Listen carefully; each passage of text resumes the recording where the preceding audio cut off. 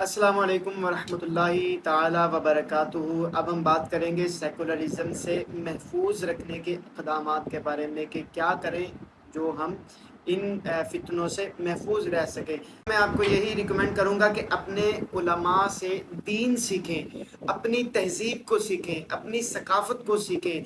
आप मुसलमान हैं और मुसलमान का एक मकाम है इस माशरे में। आप अपने उलमा के कदमों में बैठें, उलमा से मुतनफ़िर नहीं हों, उलमा की क़ुर्बत इख्तियार करें और दीन सीख कर इसका मुकाबला करें। इसकी तरफ से आने वाले जो भी एतराज़ात हैं, शुकूक व शुबहात पैदा किए जाते हैं, उन सब का आप मदावा करें उलमा की सुहबत में बैठकर, उलमा के कुर्ब में बैठकर। जब आप उलमा से दूर रहेंगे तो आप दीन से दूर रहेंगे, अपनी सकाफ़त से दूर रहेंगे, अपनी तहज़ीब से दूर रहेंगे। तो जब इंसान अपनी जमात से अलग हो जाता है तो उसकी कोई वक़्त वैल्यू नहीं रहती।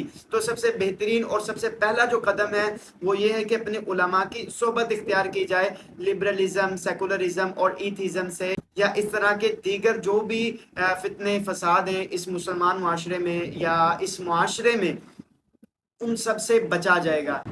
फिर उसके अलावा सेकुलरिज़म की तरवीज के जो आलाए कार हैं, जो ज़राए हैं, उन सब ज़राए की आपको मालूमात होनी चाहिए कि ये क्या क्या काम कर रहे हैं और ये क्या क्या मकासद लेकर काम कर रहे हैं।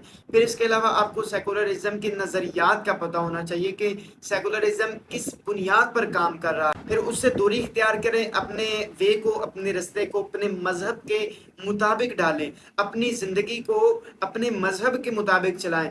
ये सब कुछ उलमा की सोबत में रहकर ही मुमकिन है, उलमा के कुर्ब में रहकर या उलमा के करीब होकर ही मुमकिन है, इसके अलावा मुमकिन नहीं है। आजकल के मुआशरे में नौजवानों को उलमा से मुतनफ़िर किया जाता है, उलमा से दूर किया जाता है, ताकि सबसे बुनियादी चीज़ ये है कि उलमा से दूरी इख्तियार की जाए। तो उसी के बाद इंसान दीन से दूर, दीन के मामला से दूर, अपनी तहज़ीब से दूर, अपनी सकाफ़त से दूर, अपनी बुनियाद से जब इंसान दूर हो जाएगा तो ख़ुद ब खुद वो फितने और फसादात की तरफ चला जाएगा। फिर इसके अलावा सेमिनार करवाए जाएं और ये सब कुछ उलमा की सोबत में रहकर ही मुमकिन है।